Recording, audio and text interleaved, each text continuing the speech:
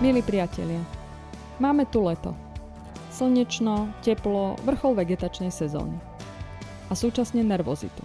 Zaprší, naprší dosť a včas, nenaprší priveľa, nesplachne nás to, nezničia mi krúpy úrodu deň pred žatvou. Krajina je vyprahnutá. V pôde praskliny, alebo naopak bahenné prúdy vyplavujúce dediny. Farmári vzliadajú k oblakom a rozmýšľajú, koľko milimetrov by práve potrebovali. Ale dážď neprichádza z hora. Masanobu Fukuoka povedal: dážď neprichádza z oblohy, ale dážď sa sadí. Alebo tiež, sadiť stromy znamená sadiť dážď. A práve o tom bude dnešná epizóda. Ako súvisí hospodárenie s vodou s klímou? Je sucho dôsledkom klimatickej zmeny, alebo je klimatická zmena dôsledkom vysušenej krajiny? Ako narúšame malý vodný cyklus? A ako ho môžeme obnoviť? Vítajte v 6. epizóde Agrek podcastu. Moje meno je Alexandra Obdržálková a rozprávať sa budem opäť s Ľubom Marhavým. Poďme sadiť dážď.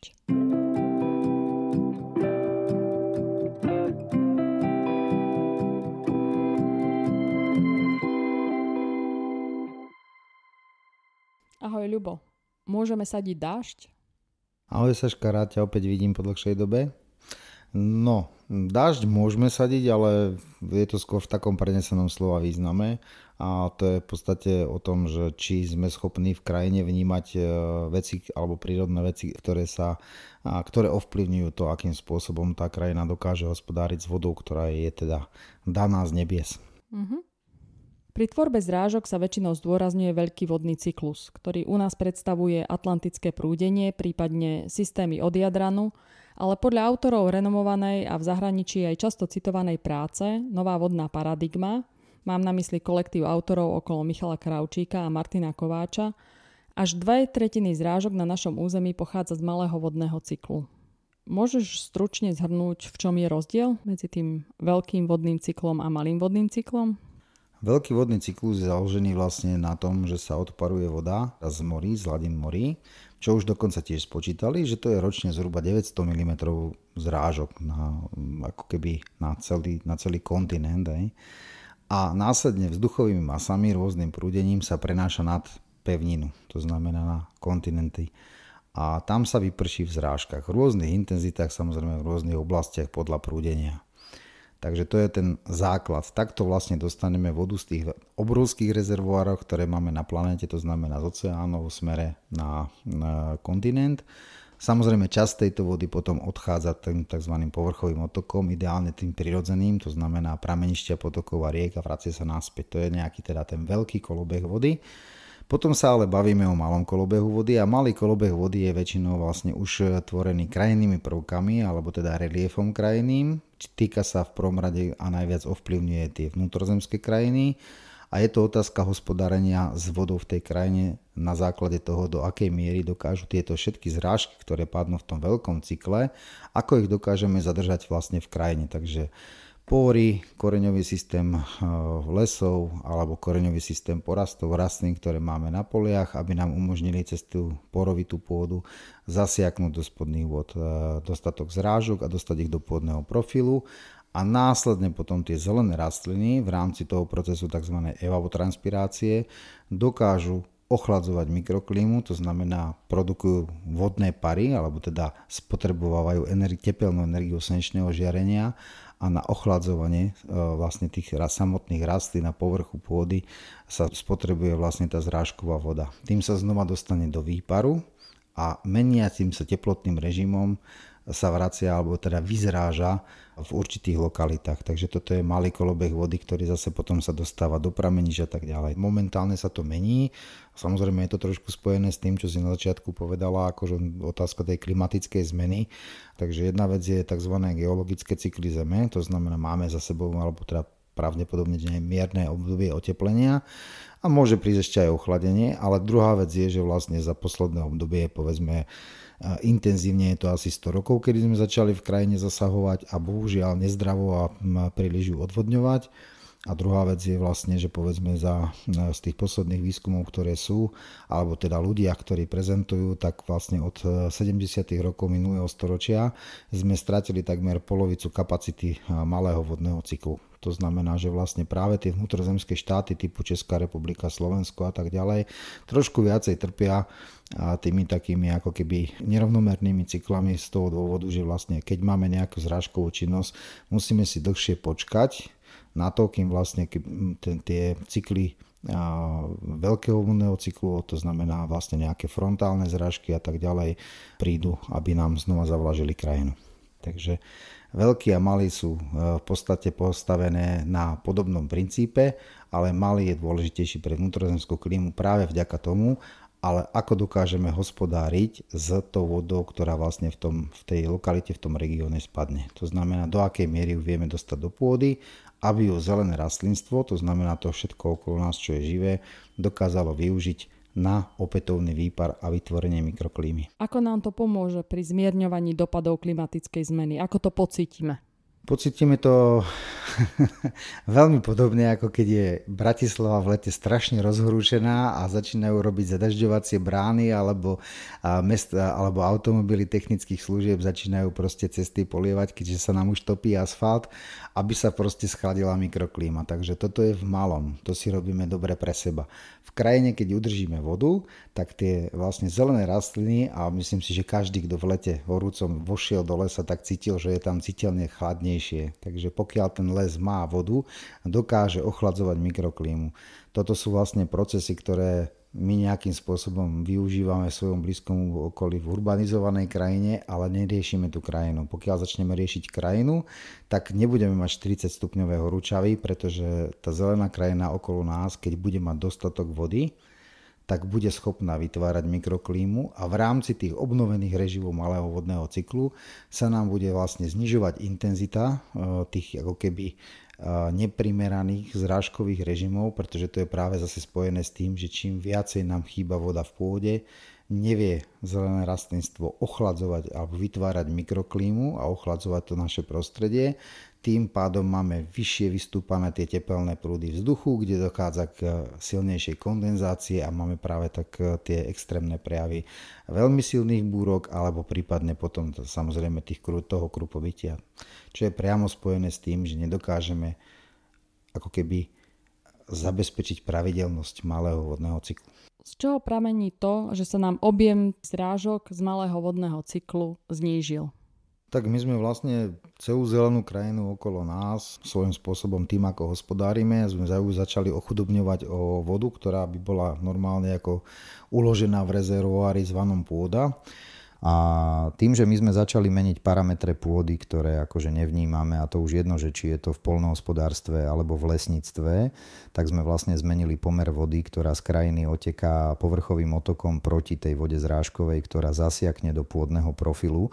Takže tým pádom vlastne všetko zelené rastlinstvo okolo nás má menej vody, menej chladiaceho média a to spôsobuje taký relatívne rýchly nárast toho, že krajina sa prehrieva a zvyšuje to vlastne deficit vlahy. Takže zintenzívňuje tie pocity striedania, alebo nie že pocity, ale tú skutočnosť striedania veľmi krátkych období, kedy je veľa zrážok a veľmi intenzívnych, to znamená rastie intenzita zrážok a na druhej strane potom predĺžujúce sa obdobia sucha, kedy vlastne neprší. Takže voda sa nám z malého vodného cyklu stráca a v krajine ubúda. John Kempf často vo svojich podcastoch spomína pozorovania a skúsenosti starších farmárov, že pred tými 30-40 rokmi porasty napríklad kukurice dokázali bez problémov zvládnuť 3-4 týždne bez zrážok, pretože zásoby vody v tom pôdnom profile boli dostatočne veľké na to, aby takéto letné suchá kukurica zvládla. V súčasnosti, keď nemáme dážď vo vegetačnej sezóne, už po týždni tu máme nastupujúce sucho. Kam sa nám stratila voda, ktorú kedysi pôda dokázala držať celé týždne a ako to súvisí s narušením malého vodného cyklu? Tak odtiekla nám väčšinou do potokov alebo po lesných cestách z lesov a tak ďalej, alebo aj po polných cestách. Je to spojené tak trošku s tým, čo sme riešili už aj v predchádzajúcich epizódach, to znamená, že ako hospodárime s pôdou. Je to v tom, že vlastne prerušujeme prirodzenú porovitosť pôdy. Na tých poliach je to otázka kyprenia pôdy. Čo sa týka lesov, tam je to hlavne otázka povedzme budovania lesných ciest, alebo to, že ich vlastne za sebou nerekultivujeme, takže vypúšťame vodu zo svahov cez otvorené pory. A tým pádom vlastne tá reálna situácia dnes na poliach, napríklad budeme sa viacej možno venovať tej poľnohospodárskej oblasti, je v tom, že keď aj nejaké zrážky prídu, tak tá voda stihne zasiaknúť tak maximálne do 10 cm. A tým pádom vlastne je to vlastne taká ako keby najnáchylnejšia zóna na to, aby došlo k presychaniu.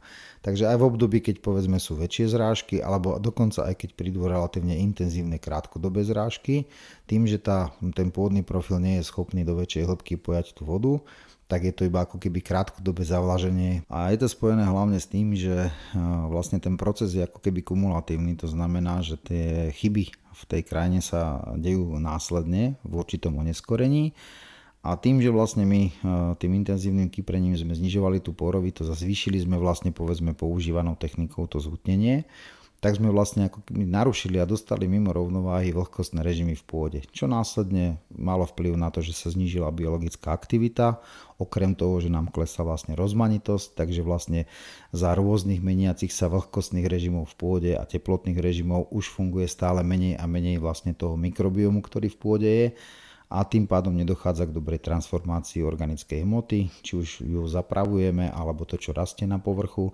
takže vlastne ochudobňujeme tým pádom pôdu aj o organické látky, ktoré vlastne v tomto prípade, keď by sme zvýšili všade na poľnohospodárskej pôde no 0,1% obsah tzv. Oxidovateľného uhlíka, tak na Slovensku by to bolo 1,3 milióna hektárov pôdy krát zhruba 30 kubických metrov na hektár. Takže to máme 4,9 povedzme 5 miliard metrov kubických vody, čo je viac ako, alebo takmer trojnásobná kapacita všetkých vodných nádrží, ktoré na Slovensku máme v správe Slovenského vodohospodárskeho podniku. Takže to je ten náš potenciál. To je povedzme tá výzva, ktorá by mala do budúcna nastať, zmeniť režimy hospodárenia, aby sme tam tú vodu udržali.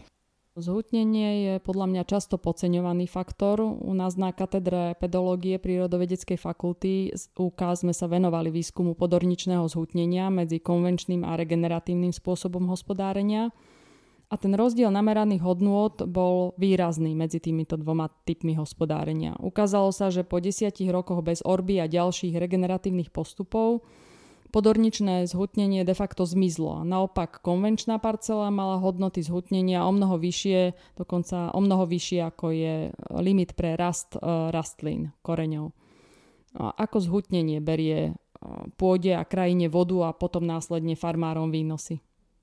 Tak je to spojené hlavne s tým, že už sme spomínali teda tú porovitosť a či ju my nejakým spôsobom narušujeme. Vždy v prírode tie procesy prebiehajú tak, že každý organizmus, či už sú to rastliny alebo aj živočichy žijúce v pôde, si to svoje prostredie prispôsobí tak, aby tam malo dobré podmienky pre život. A my tým, že vlastne sme zmenili systém hospodárenia a je to jeden z tých ako opomínaných faktorov, ktoré sú vlastne z toho pedologického pohľadu veľmi významné, pretože aj pedológia súčasná väčšinou vníma pôdu ako keby statický systém. To znamená, že hlavne tie dva dôležité, za mňa najdôležitejšie faktory, a to je porovitosť pôdy a vodostálosť pôdnych agregátov, sa nejakým spôsobom nevyhodnocujú. Takže keď raz niekto niečo nameral, tak si myslí, že to tak je, ale to nie je. Proste nie je to nemenné, všetko okolo nás sa mení. A v tomto prípade proste tieto parametre veľmi ovplyvňuje práve človek, ktorý v tej krajine hospodári. V poľnohospodárstve je to práve to, že kyprením narúšame tieto pory.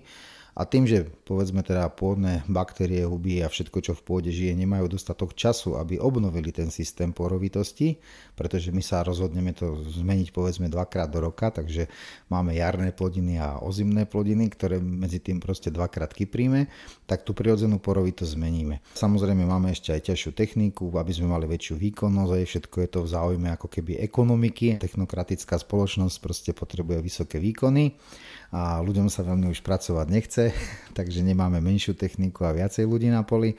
No a to všetko vlastne spôsobuje to, že sa mení porovitosť pôdy, to je vlastne to zhutnenie, to znamená, že nemáme miesto pre vzduch a pre vodu v pôdnom profile a meníme vlastne pomer vody zrážkovej, ktorá odteká povrchovým odtokom v neprospech teda toho, čo zasiakne alebo vsiakne do pôdneho profilu.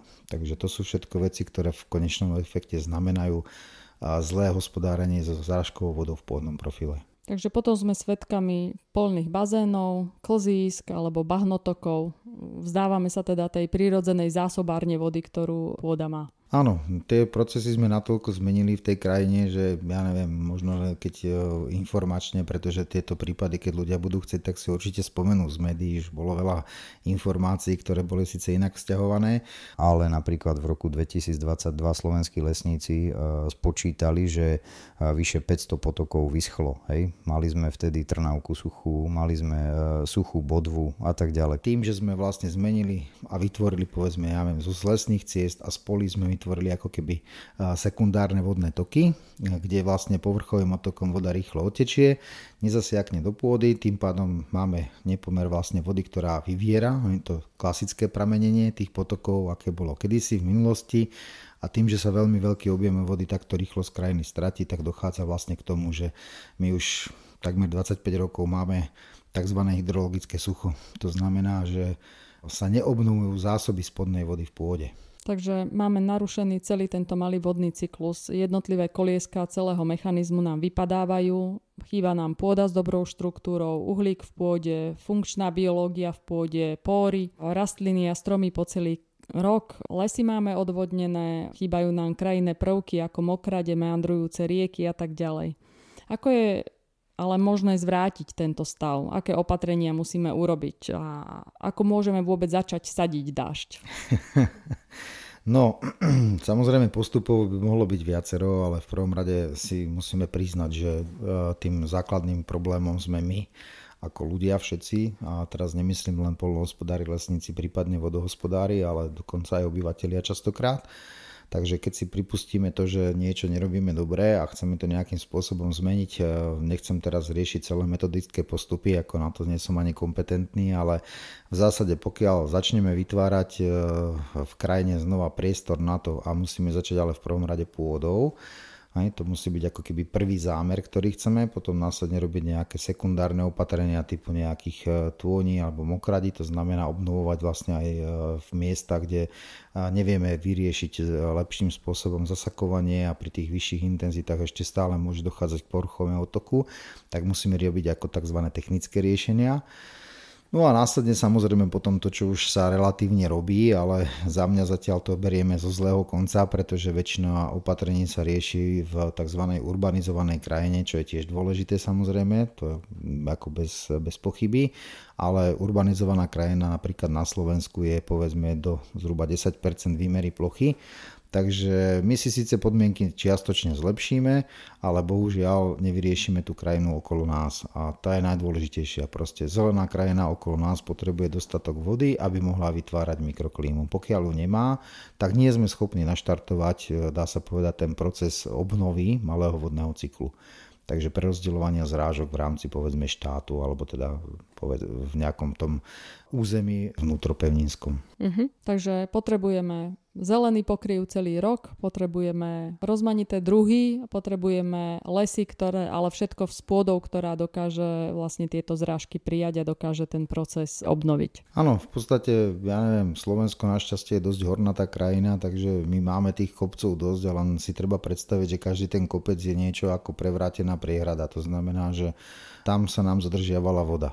My napríklad lesnými cestami sme gro tej vody vypustili, to znamená postupne cez prameniska z tých zásobníkov tá voda vyteká a k tomu má krásne podklady spracované môj kamarát Štefan Valo, keby to niekoho zaujímalo, môže si to nájsť.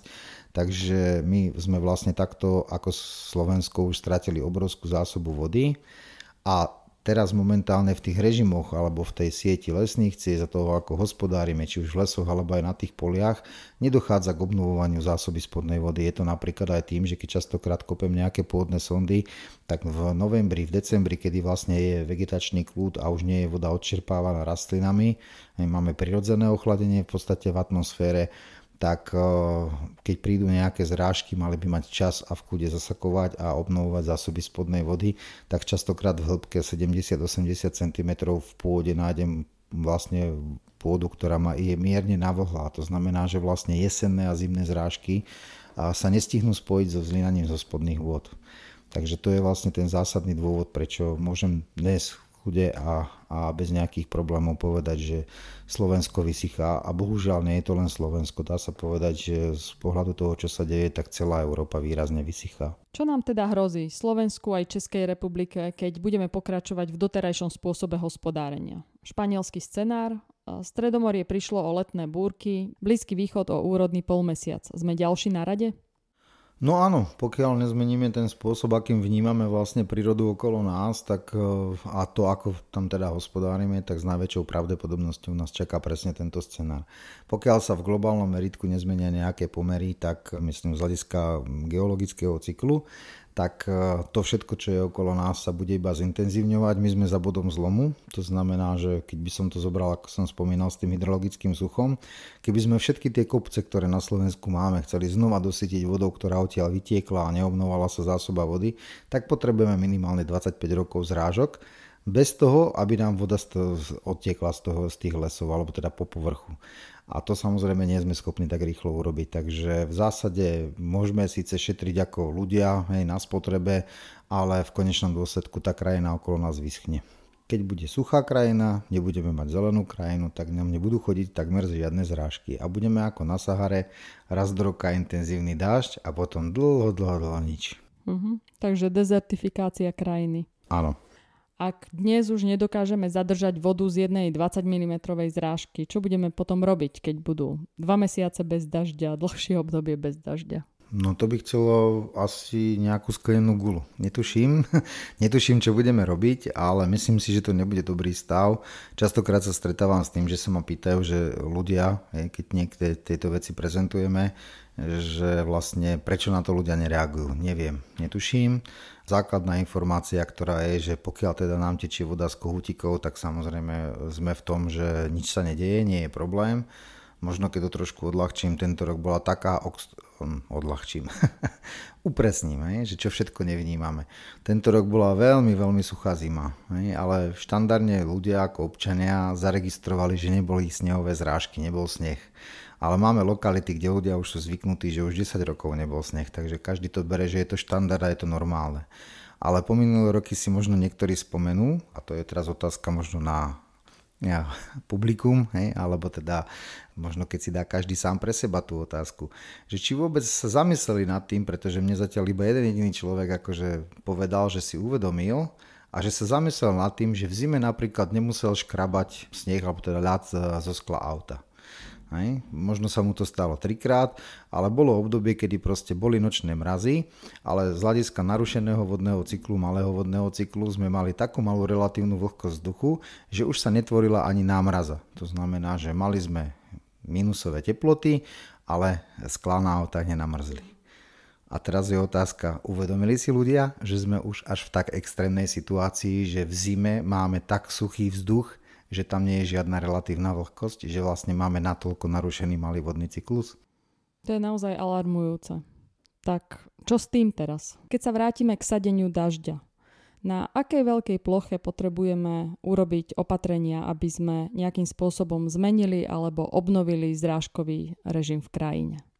No ideálny stav by bolo na celej výmere, povedzme, Slovenskej republiky. Ale v konečnom dôsledku už vedecky bolo dokázané, že potrebujeme zhruba územie nejakých 100 km štvorcových až 150 km štvorcových, čo znamená nejakých zhruba 10 až 15 tisíc hektárov, hoci v takej členitej krajine, ako je Slovensko, môže stačiť aj o mnoho menšia, významne menšia plocha na zmenu zrážkového režimu v danej lokalite. Ale týka sa to samozrejme celkovo krajiny, to znamená, že mali by sme robiť tak ako napríklad sú opatrenia, ktoré robí Štefan Valo v lesoch, to znamená rekultivácia lesných ciest, prípadne potom nejaké samozrejme doplnkové, tak ako som spomínal, opatrenia tvorby nejakých malých jazierok, tôní a tak ďalej pre tam tie lokality, kde vlastne nevieme zabezpečiť alebo teda nevieme dostať všetku zrážkovú vodu do pôdy.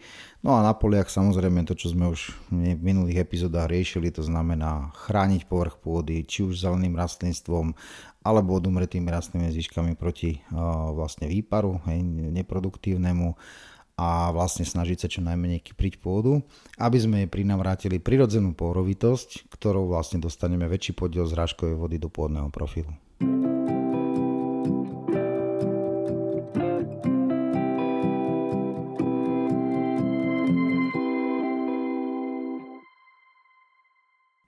Možno, že jeden farmár sám na to nestačí, ale spolupráca viacerých, ako sa to už deje v niektorých krajinách, kde sa snažia po smere vetra vytvárať partnerstvá pre obnovu ekosystémov, nejaké zelené koridory krajiny a obnovovať režim zrážok. Mohlo by to byť inšpiráciou? Tak určite, nielen, že mohlo, to by malo byť inšpiráciou, ale samozrejme je to skôr vec nejakého osobného prístupu, takže pokiaľ niekto stále je presvedčený, že ešte nemáme žiaden problém v krajine, tak ako môže byť presvedčený do svojej blízkej smrti, neviem, kedy to bude, ale v zásade akože všetky ďalšie generácie, to znamená, že ja nechcem byť nejaký že alarmista, ale v podstate tie generácie alebo ľudia, ktorí sa narodili po roku 2000, tí vyrastajú do doby, ktorá bude veľmi silne poznačená nedostatkom vody, vysokými teplotami a samozrejme tými úkazmi, ktoré sú vlastne s tým spojené, a pretože to je vlastne všetko zase prepojené. Takže čím máme prehriatejšiu krajinu, tým máme samozrejme vyššie povedzme tepelné stĺpy a tak ďalej, takže vlastne rastie intenzita zrážok, krátkodobá, takže máme silnejšie vlastne búrkové situácie alebo teda veľký objem zrážok za veľmi krátky čas. Prípadne máme väčší výskyt krupobytí a tak ďalej, pretože tým, že tie tepelné masy z tej prehriatej krajiny vlastne vystúpajú do väčších výšok, tam dochádza k väčšej kondenzácii a máme tým pádom vlastne viac tých ako keby nepriaznivých prejavov, ktoré sú spojené s tým, že vlastne neriešime obnovu toho malého vodného cyklu v krajine, preto aby sme vlastne tú krajinu jednak nasytili zrážkami a na druhej strane mierne ochladili. Suchá, požiare, povodne. Ide o rôzne problémy alebo len rôzne prejavy toho istého problému? Ako spolu súvisia? Sú to dve strany tej istej mince. Je to otázka vlastne toho, že keď nevieme hospodáriť s tou vodou v tej pôde v prvom rade v rámci krajiny, tak spôsobujeme obidve situácie. Jedna je vlastne otázka toho, že keď to zelený pokryv, či už sú to lesy alebo porasty na poliach, nemajú dostatok vlahy, nedokážu znižovať teplotu mikroklímy, pretože nemajú médium vlastne na svoje ochladzovanie, tak vlastne sa nám prehrieva krajina, čím rastie riziko požiarov. Paradoxom je, že vlastne v časoch, keď vieme, že máme väčšiu početnosť tých napríklad aj požiarnych udalostí alebo požiarov v lesoch, tak tie lesy chceme ešte viacej odvodniť ďalšími cestami. Máme projekty na 2000 km požiarnych lesných ciest, čo je vlastne ako keby zhoršenie toho stavu. Samozrejme, oni budú efektívne, to ako je bez debaty, pretože v takom odvodnenom teréne proste tých požiarov bude pribúdať, tým pádom tie cesty sú efektívne. Otázka je, či chceme akože mať cesty, aby sme hasili požiare, alebo či chceme mať krajinu takú, aby sme nemali požiare. Presne tak. A kto iný ako farmári a lesníci, ako správcovia tej krajiny majú šancu zmeniť klímu vo svojom regióne a aké opatrenia by mohli urobiť už treba z túto sezónu? Samozrejme majú možno všetci ľudia, ale principiálne to, čo si povedala, farmári, lesníci, prípadne vodohospodári, môžu urobiť ako keby vo veľmi krátkom časovom horizonte zásadné zmeny. Ono sa to nezdá, ale oni v podstate potrebné už sú. Oni boli potrebné už pred 20 rokmi, ale blížime sa, alebo teda ja v určitých oblastiach by som povedal, že už sme za bodom zlomu, takže už je naozaj najvyšší čas sa spamätať. A čo sa týka občanov, mali by začať vnímať trošku inak situáciu okolo, lebo či sa im to páči alebo nie, tak akože vytvára sa tým taký ako keby spoločenský, nazveme to tlak, alebo dopyt, to možno lepšie znie, že treba niečo zmeniť. A ak tu budeme mať dopyt, že treba niečo zmeniť, tak pravdepodobne aj tí, ktorí v tej krajine hospodária, budú viacej motivovaní a prijať tieto zmeny. Tam by som ale povedal, že není to len otázka toho, keď si sa aj pýtala, že ako sadiť stromy, alebo teda ako sadiť dáš, že budeme sadiť stromy, pretože my povedzme teraz, odkedy sa robia záznamy, máme najvyššiu lesnatosť na Slovensku, takže ako to, že sa ťaží drevo, nie je úplne zlé. My proste surovinu, alebo drevo ako surovinu potrebujeme, je to dokonca aj ekologická surovina. To, čo ale robíme povedzme v krajine zle, či je to poľnohospodárska alebo lesná pôda, že tam za sebou svojím spôsobom neupratujeme. To znamená, že pokiaľ my napríklad ťažkými mechanizmami spôsobujeme nejaké zhutnenie, čo dnes spôsobujeme, tak my sme mali urobiť kompenzačné opatrenia preto, aby sme tej pôde prinavrátili tú pôrovitosť.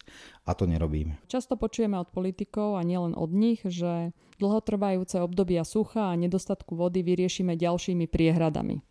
Prečo to však nerieši problém? Nie je zelená krajina sama o sebe vodnou továrňou? Prečo vodu nevyriešime betónom? No, spomenul som, že máme najväčšiu lesnatosť, akú sme odkedy sa vedú záznamy mali, ale to, že máme nejaký povrch pôdy, povedzme pokrytý zelenými rastlinami, v tomto prípade stromami,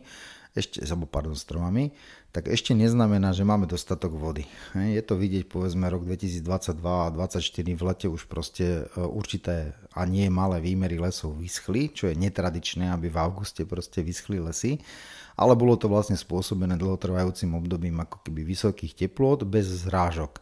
Takže bol to prejav toho, že už v tej krajine tá voda chýba. A keď sa bavíme o tých vodných nádržiach, je tam zásadný problém a ja vtedy veľmi častokrát spomínam napríklad krásne prezentácie od pána doktora Cileka ohľadne toho, ako predchádzajúce civilizácie vedeli veľmi rozumne alebo vytvárali veľmi zaujímavé technické riešenia na to, ako zadržiavať zrážkovú vodu, ale vždycky upozorním, že tam chýba jeden dôležitý aspekt, pretože sú to civilizácie, ktoré zanikli, pretože ich prostredie v okolí vyschlo, takže už máme takéto skúsenosti ako civilizácia z minulosti a to je preto, že sme my ako keby zabudli na to, že okolo nás je takisto život. To znamená, že strom nie je naozaj len nejaký kus dreva, ale v konečnom dôsledku je to živý organizmus, ktorý zabezpečuje pre seba svoje životné funkcie a touto činnosťou v podstate pomáha nám ako ľuďom, povedzme, v tej krajine vytvárať mikroklímu, zabezpečovať čistú vodu a tak ďalej. Takže je to všetko previazané a my pokiaľ nebudeme ochotní nejakým spôsobom zmeniť pohľad na veci, tak pravdepodobne ako vyspelá technokratická spoločnosť budeme mať vážne problémy s prežitím práve preto, že budeme mať dostatok obživy a v prvom rade základ a to je voda. Ďalšou opomínanou súvislosťou dopadov klimatickej zmeny je strata biodiverzity a v rámci zmierňovania týchto dopadov naopak obnova biodiverzity. Diverzity krajinných prvkov, ekosystémov, rastlín, stromov, zvierat, mikrobiómu. Akú úlohu zohrávajú napríklad zvieratá pre malý vodný cyklus? V Amerike sa hovorí, že prériové psy prinášajú dážď. Nejde pritom o psa, ale o druh veľkého hlodavca. Podobne sa dnes už uznáva prínos bobrov. Keby sme mali začať platiť za ekosystémové funkcie bobrov pri zadržiavaní vody v krajine, jej čistení, podpore biodiverzity a podobne, asi by sme sa nedoplatili. Aká je úloha živočíchov v malom vodnom cykle? Myslím si, že rovnako veľká, alebo teda rovnako významná ako úloha človeka, ale bohužiaľ v tomto prípade častokrát narážame na to, že z pohľadu civilizácie, alebo teda nejakej kultúry, ten náš pohľad je trošku odtrhnutý z kontextu a tým, že my máme nejaké svoje predstavy, tak potom napríklad aj takéto pozitívne vplyvy rôznych živočíchov berieme ako veľmi negatívne. Takže áno, to čo my nevieme vybudovať a nedávno bolo medializované celkom zaujímavý príbeh, ja už si nepamätám presne, kde v Českej republike bobry vystavali hrádze, niekde, kde vlastne plánovali nejaké vodné opatrenia alebo teda nejaké takéto technické riešenia. Myslím si, že ak si dobre pamätám, projekt sa pripravoval asi 10 rokov a nevedeli na to nájsť peniaze. Bobor to vyriešil v priebehu roka a bolo bez problémov, robil vodozadržné opatrenie, ale v konečnom dôsledku vždycky sa nájdú potom spoločnosti ľudia, ktorí to vnímajú, že oni mali inú predstavu alebo chceli vidieť v tom prostredí niečo iné a im to vadí. Hej. Podobne, ja neviem, častokrát spomínaný v súvislosti aj s regeneratívnym poľnohospodárstvom hraboš, tak je vnímaný ako veľmi negatívne. Samozrejme, pokiaľ sa premnoží a robí škody na poraste tým, že zožerie veľa hmoty, lebo je premnožený, ich tam veľa kusov, tak je to zlé. Ale pokiaľ teda urobí diery do zeme a urobí tie svoje hniezda, nory a tak ďalej, tak zvýši zasakovanie vody. Napríklad je to veľký objem vody, ktorý sa tam zmestí a tí, ktorí sa niekedy pokúsili nejakú myšaciu dieru alebo po hrabošovi, ja neviem, vyplaviť na záhrade, to už majú vlastnú skúsenosť, že to sú obrovské litre vody, ktoré sa tam dostanú. Takže áno, má pozitívnu funkciu a ja teda môžem povedať, že už mám za sebou veľkú sadu takých akože fotiek, kde sa mi podarilo nájsť miesta, kde vlastne zostali opustené diery po hrabošoch, tak dokáže byť raz taký krásny porast. Nevyschne to tam tak rýchlo, je tam lepšia výživa, je tam vyššia zásobenosť organickými látkami, takže a je to v podstate meter vedľa metra, akože na poli a je vidieť obrovský rozdiel v porastoch, ako sa správajú. Pokiaľ je pôda vzdušnejšia, je tam lepší vlhavý režim. Takže toto by sme mali nejakým spôsobom brať ako inšpiráciu. Ja tým nechcem povedať, že hraboš je super, pretože nám všetko zožerie, ale principiálne ukazuje, príroda nám týmto spôsobom ukazuje, kde robíme chyby a čo nemáme nejakým spôsobom zladené. Samozrejme už tá vec, ktorá je spojená povedzme s biodiverzitou, to sa týka aj mikroorganizmov a všetkého. Proste my máme teraz podmienky v pôdach väčšinou také, ktoré už dokážu prežiť iba tí ako keby najotrlejší, to znamená tí, čo znesú najväčšie extrémy a tým pádom vlastne nám klesá biodiverzita a nemáme potom následne vlastne takú tú rozmanitosť v tých, či už sú to mikroorganizmy alebo aj menšie živočichy, ktoré by dokázali ten systém stabilizovať za rôznych podmienok. Proste máme extrémy. Buď máme veľmi sucho alebo veľmi mokro a všetko medzi tým, čo by mohlo fungovať normálne, nám nejakým spôsobom nefunguje. Takže nám vypadávajú treba ďalšie druhy z biodiverzity a my sme asi ešte stále ďaleko od toho, aby sme popri škodách spôsobovaných hrabošmi dokázali oceniť alebo vyčísliť ich prínos pri infiltrácii vody. Príroda si sama našla riešenie, ako si poradiť práve s takou suchou a utuženou pôdou. Aký ekonomický potenciál však majú opatrenia farmára do obnovy malého vodného cyklu na svojich pozemkoch? Z môjho pohľadu zásadný. Možno sa trošku vrátim k tomu, ako sme sa aj v minulosti bavili o nejakej ekonomike. Dnes všetko, alebo veľa ľudí štandardne v spoločnosti to premieta na nejaké ako ekonomické prínosy a tak ďalej.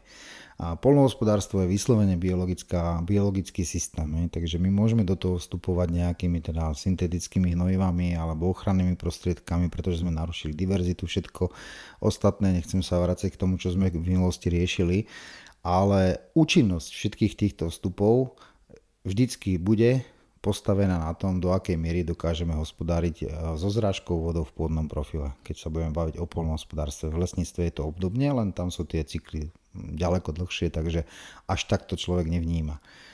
A v tých jednoročných cykloch poľnohospodárov tá stabilná ekonomika už nie je.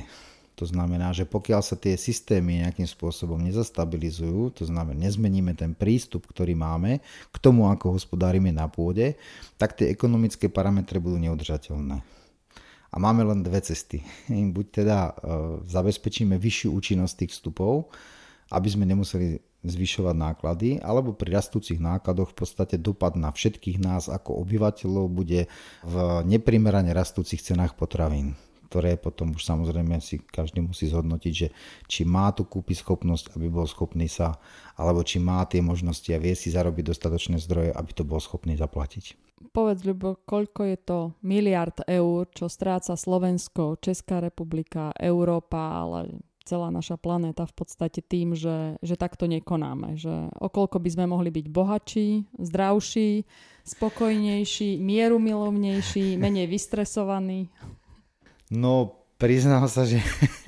Takú kalkuláciu nemáš, čo? Ja osobne nie, ale akože samozrejme, ak by bolo potreba, tak niečo vymyslíme, ale myslím si, že sú to, keď to zoberieme v tom kontexte, tak sú to obrovské peniaze, ktoré by sme relatívne teraz pri tej ochote zmeniť ten systém, ktorým vnímame veci, ako pôsobíme v krajine, tak tie náklady by neboli také vysoké ako tie prínosy. To znamená, že veľa vecí sa dá urobiť za relatívne málo peňazí a neviem, či si sa ty stretla s nejakým výskumom, ktorý by toto všetko tak komplexne spočítal. Ja tak vôbec netuším. Tak asi nejaké sú za ekosystémové služby, ale skôr ten deficit vody v krajine, lebo niekto povie, máme rovnaký objem zrážok plus mínus, no ale tá voda tu nezostane, hej, takže... Áno, to je veľmi zaujímavá informácia, alebo teda téma, mohli by sme to rozvíjať, ale asi nie v jednej epizóde. A k tomu môžem napríklad teraz aktuálnu vec, hej. Kamarát Štefan Valo, z ktorého som už spomínal, tak teraz riešil, pretože sme mali nejaké stretnutia, povedzme, s predstaviteľmi Prešovského samosprávneho kraja a začal sa riešiť na východnom Slovensku problém so Starinou, čo je ako keby najväčšia nádrž vodná z hľadiska zásobovania pitnou vodou pre relatívne veľký objem obyvateľstva a zároveň povedzme ešte aj Domaša, ktorá je teda relatívne polosuchá, chýba tam stále voda, síce zatiaľ hovoríme o tom, že chýba voda kvôli rekreácii, ale ono to není len o rekreácii. Principiálne akože dospel k záveru, pretože ako vždy si vyžiadal nejaké údaje, aby sme boli trošku exaktnejší, tak za posledných 10 rokov v tejto oblasti, to znamená, že tak ako si povedala, aj meteorológovia povedia, že ročné úhrny zrážok máme, dá sa povedať, identické, ale povedzme od oblasti toho Prešovského samosprávneho kraju alebo toho vzdialeného východu, teda Starina a Domaša, tak v tých povodiach sa zvýšili priemerné ročné zrážky o 2%. Nie je to možno veľa, ale proste neklesajú zrážky, takže zrážkovú činnosť máme, ale, a to je už zase ten paradox, sa znížili prítoky zo zdrojov, to znamená to, čo vyviera, o zhruba 15%. A to už je trošku problém. Ale je to práve spojené s tým, že my necháme rýchlo otiecť tú vodu z krajiny, nedokážeme ju udržať a tým pádom vlastne má to potom následne, zatiaľ nechcem povedať, že nedozierne, ale nevieme si dnes predstaviť ekonomické dopady, ktoré to bude mať. Skúsme snívať. Máme čarovný prútik, zavrime oči a predstavme si, že zmeníme našu krajinu na takú, kde nám malý vodný cyklus funguje. Čo vidíš? Popíš, v akej krajine sme sa ocitli. Vidím zelenú krajinu, ktorá bude mať veľmi príjemnú takú vôňu až hubovú, keď budem vonku. Vidím veľa hmly, vidím ľahké dáždiky a dokonca si viem predstaviť, že keby sme trošku chceli, tak môžeme byť zeleným ostrovom uprostred vysychajúcej Európy, ale zase nikomu nič zle neprajem. Samozrejme verím, že všade, pretože musíme sa spojiť. Ako v tomto prípade sa to netýka regiónov alebo iba pár ľudí a musíme sa spojiť. Ale vidím tú rozprávkovú krajinu, ktorú ešte v niektorých starých rozprávkach alebo v niektorých takých dokonca aj sci-fi filmoch človek má možnosť vidieť. To znamená, že vidím drobný dážď, dúhu, veľa vtákov a všetko okolo zelené a nie je také, ktoré už proste v auguste je vidieť, že ako keby som bol, ja neviem, v Stredomorí alebo možno niekde v Severnej Afrike, kde proste už okrem palmy nie je nič zelené. Sucho nie je len dôsledok klimatickej zmeny. Je to dôsledok toho, ako sme zmenili krajinu. Vodu sme nechali otiec, ešte sme jej urýchlili dráhu. Pôdu sme nechali stvrdnúť. Rastlinám sme zmenšili koreňový systém, vyhnali sme mikrobióm z pôdy. A čudujeme sa potom, že neprší tak, ako kedysi. Ale dážď sa dá sadiť. Stromom, zdravou štruktúrou pôdy, meandrujúcou riekou. Otázka nie je, či môžeme meniť klímu, otázka je, ako ju meníme. A hlavne, ako ju chceme meniť ďalej, dnes, zajtra. Ľubo, stojí za to ten tvoj sen premieňať na skutočnosť? Ja pevne verím, že áno a že to nebude iba môj sen.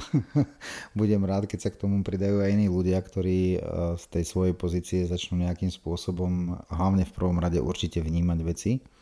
Pretože pokiaľ tie veci nevnímame a sme ako keby trošku zaslepení tým všetkým, čo máme okolo a že máme to k dispozícii, tak nás nenapadajú tie správne prístupy, čo by sme mali riešiť a hlavne nás nenapadá tá priorita. Takže ja ako ambasador zdravej pôdy vidím v prvom rade tú prioritu, aby sme zmenili to hospodárenie v tej krajine a potom môžeme robiť následne tie ďalšie opatrenia. Tam sa mi stáva, že niekedy vidím napríklad aj to, že keď spomínaš to sadenie toho dažďa, že sadíme stromy, ale sadíme stromy do neživej pôdy. Zabudneme na nejaké ďalšie ošetrenie. To znamená, že aj tie novovysadené rôzne líniové výsadby majú sucho, keď neprší 2 mesiace. Takže tie stromčeky potom vlastne strádajú a myslím si, že nikto z nás by nechcel začínať svoj život na novom mieste s tým, že bude mať obmedzené všetky životné zdroje, to znamená príjem živín alebo vodu a tak ďalej.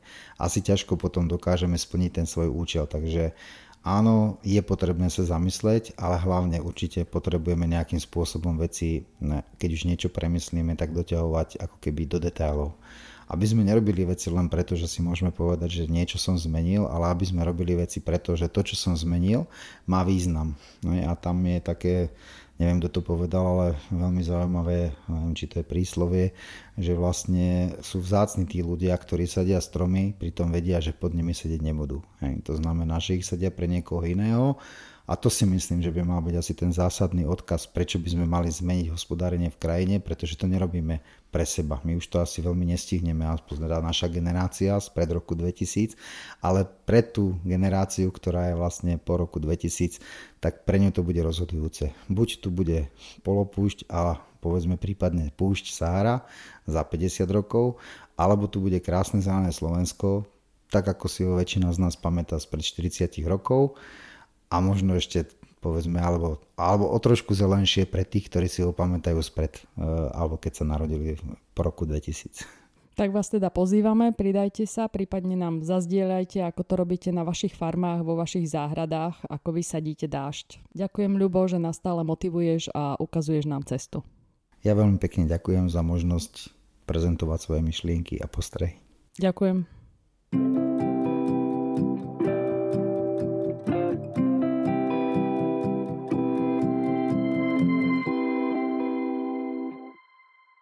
Dnes už máme množstvo informácií, skúseností a know-how priamo od farmárov a vedcov z celého sveta, ktoré si však len postupne nachádzajú cestu k slovenskej a českej verejnosti. Je naším cieľom sprístupňovať a ďalej šíriť tieto zdroje poznania s podporou lokálnej skúsenosti tak, aby sa mohli farmári inšpirovať a zavádzať tieto princípy a systémy do praxe.